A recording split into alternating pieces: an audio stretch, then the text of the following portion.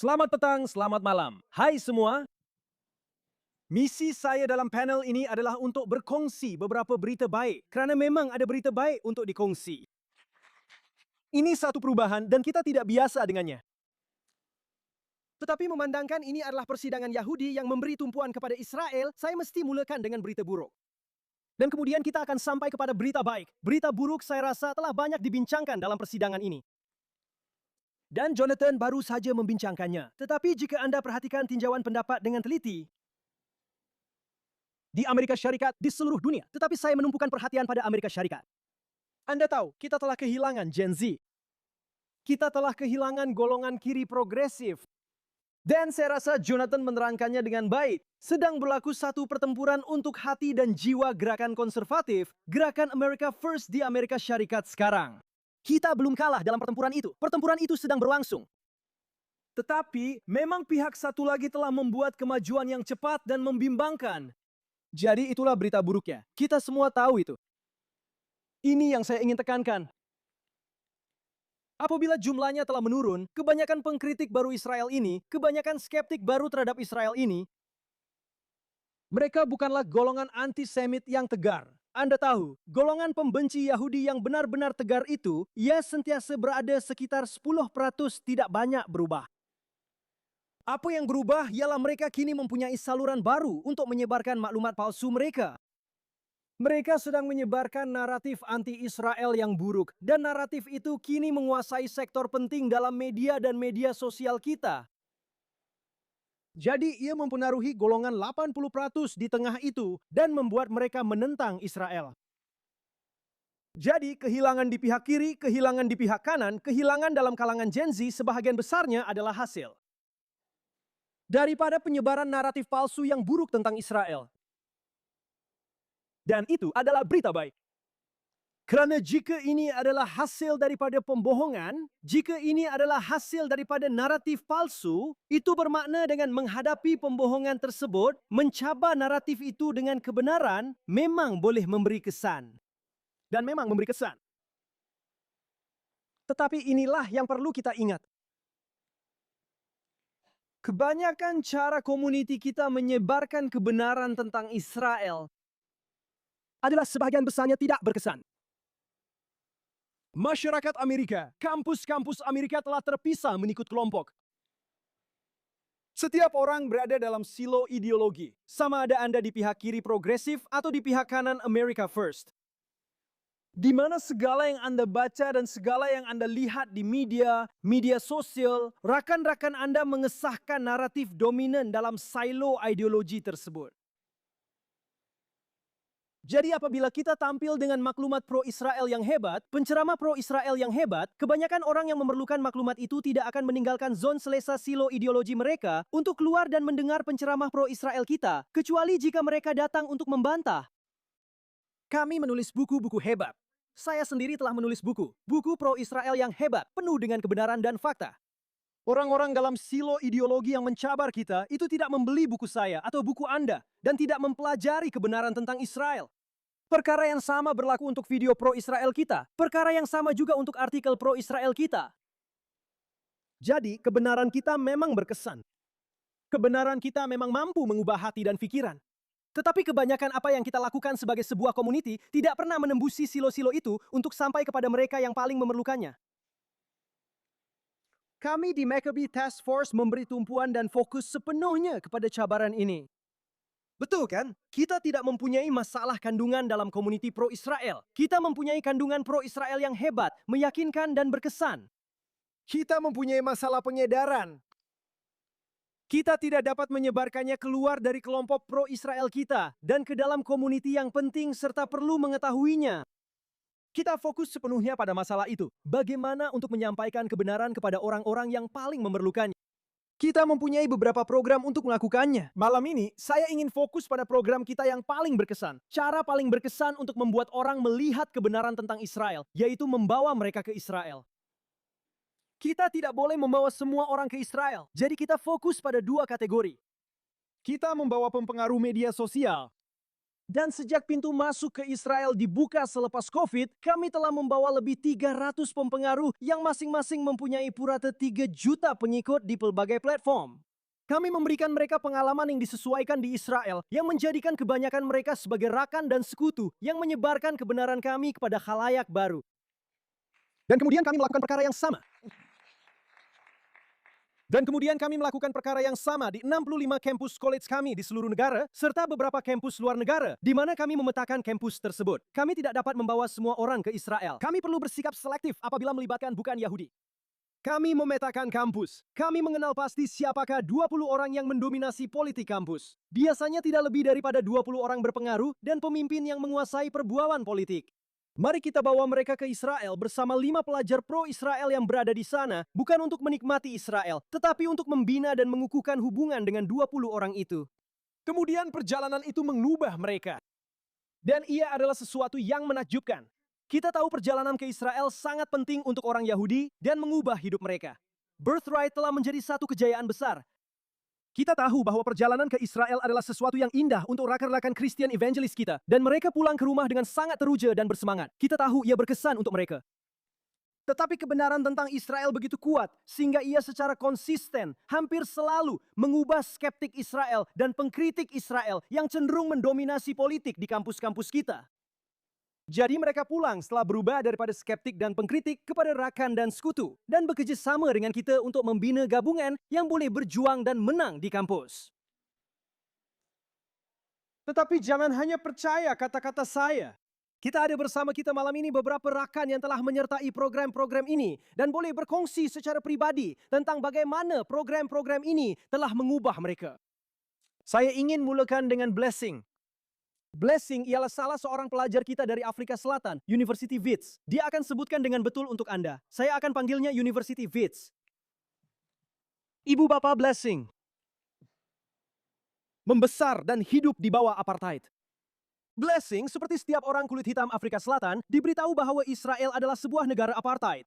Dia bukan peminat Israel, tetapi dia mempunyai keberanian untuk menyertai salah satu lawatan kami untuk melihat kebenaran sendiri, dan kebenaran itu telah mengubah dirinya. Blessing, sila kongsikan pengalaman Anda. Selamat malam semua. Saya benar-benar berbesar hati dapat berada di sini. Terima kasih banyak. Saya rasa sangat bertuah dapat berada di sini. Nama saya Blessing Matlabela. Saya berasal dari Afrika Selatan. Saya sedang melanjutkan pengajian dalam bidang undang-undang di University Wits. Dan saya pertama kali datang ke Israel pada tahun 2024. Sebelum perjalanan itu, saya hanya pernah mendengar tentang Israel di media sosial. Dan saya tahu bahwa Israel mengamalkan apartheid. Dan bagi mana-mana rakyat Afrika Selatan, perkataan itu sangat mencetuskan trauma. Negara kami telah melalui sejarah yang sangat menyakitkan. Dan kerana perkataan itu dikaitkan dengan Israel, saya benar-benar membenci Israel. Dan saya tidak pernah tahu tentang Israel selain apa yang saya lihat di media sosial. Tetapi saya memutuskan untuk mencabar cara fikir saya dan tidak bersikap malas berfikir dengan menyertai perjalanan ini. Dan ia benar-benar telah mengubah hidup saya. Saya terkejut apabila benar-benar melihat perkara itu. Kami ada Muslim, kami ada orang Arab, kami ada penduduk Arab, kami ada Kristian, Yahudi Ethiopia, ada juga yang rupa seperti saya. Kami ada komuniti Yahudi dan begitu banyak agama yang berbeza, begitu ramai orang yang berbeza. Malah Tel Aviv sangat moden. Saya sangka seluruh negara itu konservatif. Tetapi melihat kepelbagaian negara itu benar-benar memperkasakan saya. Tetapi aspek paling mengubah hidup dalam perjalanan itu bagi saya ialah apabila saya bercakap dengan seorang mangsa yang terselamat dari Festival Nova. Mendengar bahawa wanita-wanita telah dirogol dan dicabul dengan kejam benar-benar sesuatu yang baru bagi saya. Saya tidak pernah terfikir perkara seperti itu boleh berlaku. Dan itulah kisahnya di Afrika Selatan. Ramai antara kita tidak tahu tentang 7 Oktober. Dan saya tidak boleh meninggalkan negara ini dan kembali ke Afrika Selatan tanpa menceritakan kisah wanita-wanita yang terkorban pada hari itu. Itu akan menjadi satu ketidakadilan kepada kemanusiaan. Dan sejak itu, saya telah mendedikasikan hidup saya untuk memerangi antisemitisme dan saya bangga dengannya.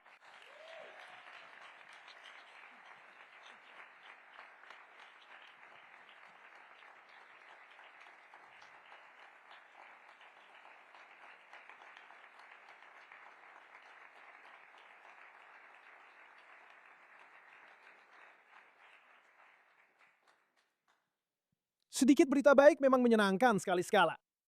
Blessing, terima kasih. Semoga diberkati Blessing. Niko, saya tak mau. Awak tahu, saya tak mau salah tafsir awak. Tapi boleh dikatakan mungkin awak agak skeptikal terhadap Israel ketika awak dijemput untuk mengikuti perjalanan ke Israel. Ceritakan kisah awak kepada kami. Hai semua, nama saya Nicole Rodriguez Munoz. Saya warga Amerika berketurunan Kolombia dan saya baru sahaja tamat pengajian dari Universiti Negeri Pennsylvania dengan ijazah dalam bidang psikologi. Kisah saya unik dalam persediaan. Kisah saya unik kerana kisah saya sebenarnya bermula pada 8 Oktober 7 Oktober sebagai seseorang yang bukan Yahudi, sebagai seseorang yang sangat jahil tentang, saya sangat jahil tentang Timur Tengah kerana saya tiada kepentingan dalam hal itu. Saya ada nampak satu atau dua hantaran di media sosial saya, tapi saya cepat saja teruskan hari saya. Tak benar-benar faham apa yang sedang berlaku, cuma tahu ada sesuatu yang berlaku di Timur Tengah. Pada 8 Oktober, dalam perjalanan ke salah satu kelas saya, pada pukul 9 pagi, saya berjalan melepasi kawasan utama universiti saya dan saya nampak satu protes besar-besaran pro-Palestin. Satu protes yang begitu besar, sehinggakan untuk seketika, saya percaya apa yang saya baca sepintas lalu malam sebelumnya pada 7 Oktober, Israel telah lakukan kepada rakyat Palestin. Saya tahu ia kedengaran tidak masuk akal, tetapi itulah naratif yang sedang disebarkan di kampus saya. Perang kemudian tercetus dan media sedang menyebarkan satu naratif tertentu. Begitu juga dengan profesor-profesor saya.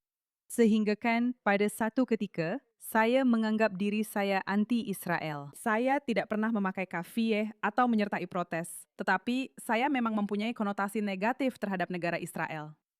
Tetapi saya sentiasa ada soalan. Soalan yang pihak satu lagi tidak pernah dapat jawab untuk saya.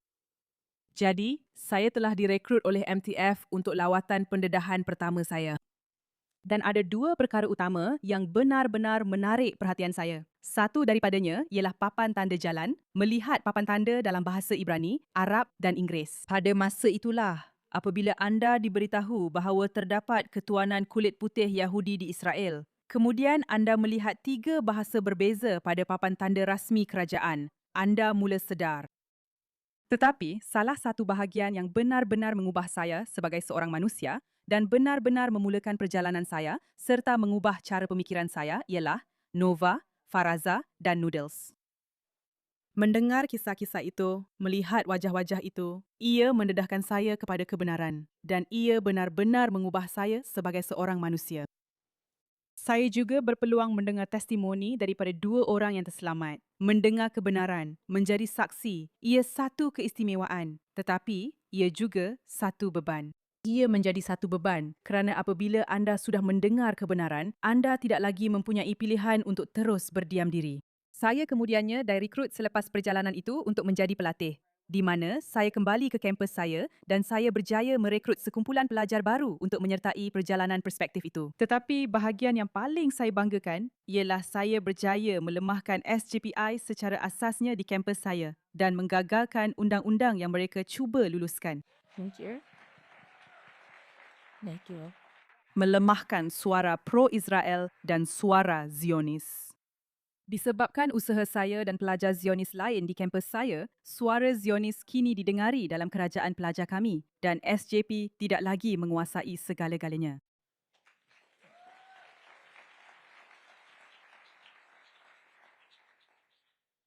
Perjalanan ini adalah sesuatu yang secara asasnya mengubah seseorang dan ia benar-benar mengubah hidup. Sejak itu, saya kini menjalani latihan industri untuk Nathan yang merupakan cawangan Amerika dan mereka mengumpul dana untuk tentera IDF yang mengalami PTSD dan membantu mereka mengatasinya. Kerana pada akhirnya, kita bukan sahaja perlu mempertahankan Negara Israel, tetapi kita juga perlu mempertahankan rakyatnya. Dan banyak daripadanya bermula dengan mempertahankan tentera kita. Jadi itulah kisah saya. Terima kasih banyak atas semua ini.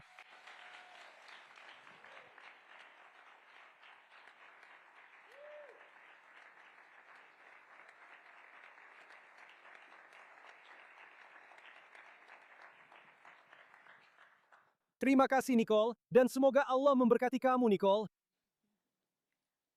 Kawan-kawan, orang seperti Nicole inilah jenis-jenis orang yang dikatakan oleh golongan pesimis. Golongan yang sentiasa berkata tidak bahwa kita telah kehilangannya. Kita telah kehilangan mereka. Kita telah kehilangan golongan kiri. Mereka semua membenci kita. Mereka semua antisemit. Tidak.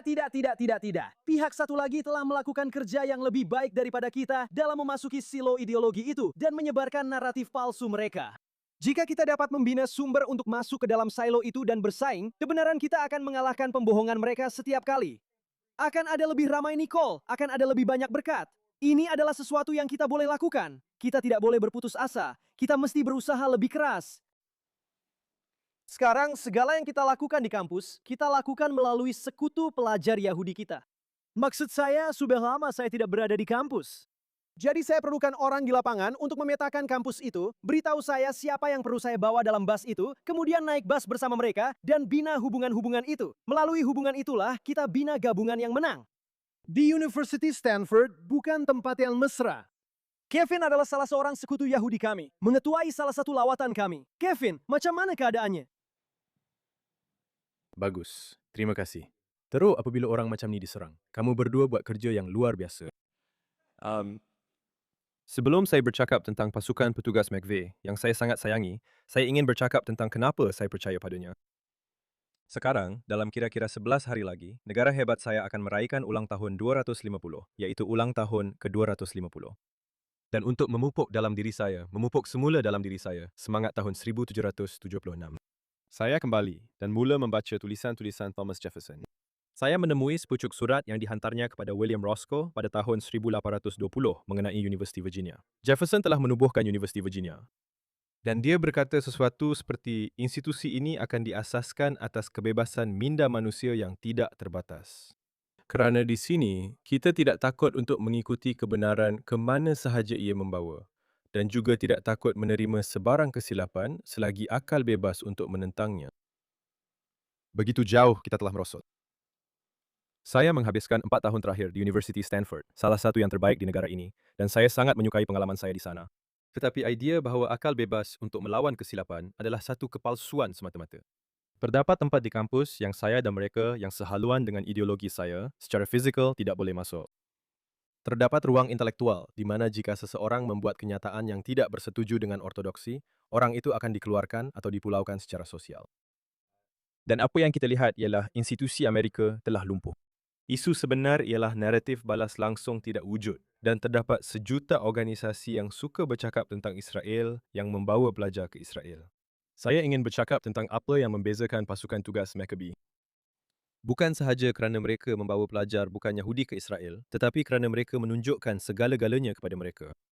Anda datang ke Israel dan Anda melihat perkara yang paling dahsyat dan paling memusnahkan yang telah berlaku kepada rakyat Israel. Tetapi Anda sebenarnya tidak benar-benar bercakap dengan rakyat Israel. Secara sejarah, pasukan tugas Maccabee telah membawa pelajar ke kawasan A dan telah membenarkan pelajar bertemu dengan pihak berkuasa Palestin untuk mendengar perspektif mereka mengenainya. Dan saya ingin bertanya dan tertanya-tanya, kita yang berada di sini, yang percaya kepada visi Israel dan percaya bahawa ia adalah satu kuasa untuk kebaikan moral di dunia, adakah itu hanya kerana sifat kesukuan kerana kita Yahudi? Saya harap tidak. Ia adalah kerana kita telah melihat negara ini sepenuhnya, telah mendengar hujah balas yang paling kuat terhadapnya dan masih memilih pihak yang kita rasa adalah kebenaran. Apabila anda membawa pelajar kolej untuk melakukan perkara yang sama, mereka akhirnya, secara tetap, hampir boleh dijangka sampai kepada kesimpulan yang sama. Orang tahu bila mereka sedang dijadikan sasaran propaganda dan orang sebenarnya tidak suka perkara itu. Tetapi, apabila orang datang untuk melihat semuanya, pertama, anda dapat merekrut orang yang pada mulanya mempunyai perasaan negatif terhadap Israel. Dan kedua, apabila mereka pulang dari lawatan ke kampus kolej mereka, di mana mereka telah melihat semuanya dan telah mendengar hujah balas, mereka mampu menangani hujah-hujah tersebut secara mendalam. Adalah satu perkara untuk meyakinkan orang supaya menyokong Israel dengan bercakap tentang mengapa negara ini begitu hebat, mengapa pakatan dengan Amerika Syarikat itu perlu dan saling menguntungkan. Tetapi, ia adalah perkara lain untuk memastikan mereka bersedia apabila soalan-soalan sukar timbul mengenai layanan terhadap orang Arab, mengenai status undang-undang mereka dalam masyarakat, mengenai asas-asas fundamental negara tersebut. Jika anda tidak dapat mengajar pelajar mengapa perkara-perkara ini penting, maka kesannya hanya terhad kepada seorang sahaja. Tetapi, apabila anda benar-benar mengajar orang tentang sebabnya, kesan itu dapat tersebar. Dan apabila mereka kembali ke kampus masing-masing, seperti yang kita lihat dengan dua wanita hebat ini, ia tidak pernah menjadi proses yang berlaku secara bersendirian. Ia tidak pernah terhad kepada individu sahaja. Komuniti berkembang. Virus pro-Palestine, anti-Israel yang telah menguasai begitu banyak kampus ini menjadi lemah dengan penawar, iaitu para pelajar yang telah mengikuti lawatan ini dan telah melihat segalanya. Semua ini untuk mengatakan bahawa ketika ulang tahun ke-250 negara, saya semakin hampir dalam kira-kira seminggu sahaja lagi, di sebalik semua sambutan dan di sebalik kegembiraan saya dapat menemui sedikit ketenangan dan kelegaan dalam hakikat bahawa visi Jeffersonian sedang dipulihkan, walaupun sedikit, oleh orang-orang yang masih berpendapat bahawa adalah penting untuk melihat semuanya. Dan untuk membawa orang ke tengah-tengah konflik serta memupuk dalam diri mereka bukan sahaja semangat perjuangan tahun 1776, tetapi juga keberanian yang datang bersamanya. Keberanian untuk kembali dan bercakap tentang apa yang anda telah lihat, serta melawan mereka yang masih enggan melihat dunia seperti sepatutnya. Terima kasih semua.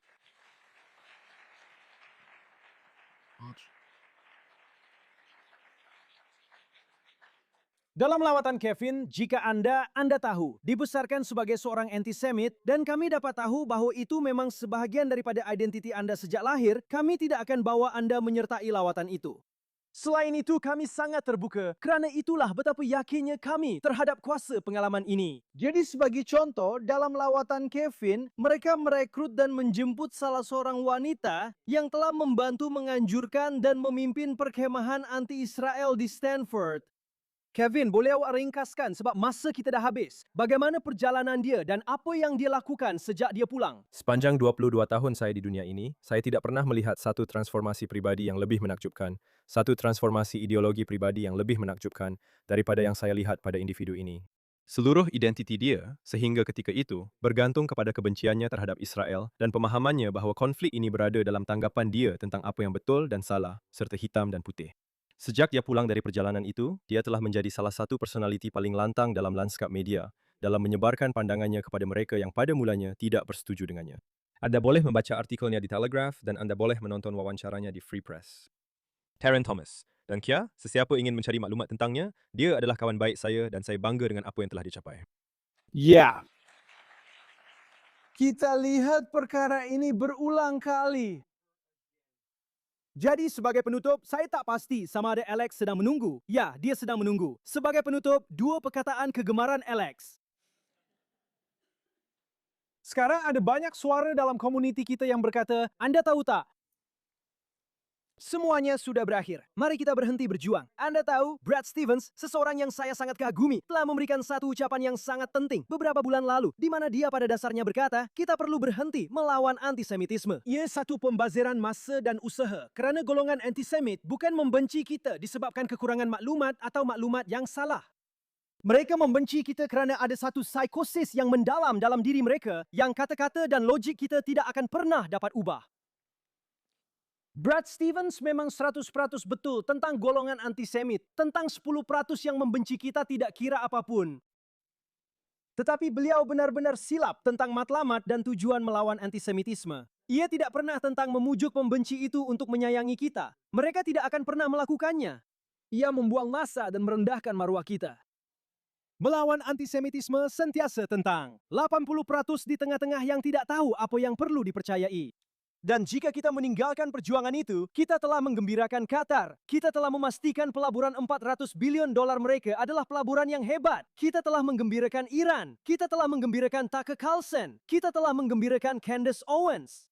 Kita tidak boleh meninggalkan perjuangan ini. Kebenaran kita sangat berkuasa. Ia mampu mengubah hati dan fikiran. Ini bukan masa untuk berputus asa, kawan-kawan. Ini adalah masa untuk berusaha lebih keras dan melakukan lebih banyak lagi. Terima kasih.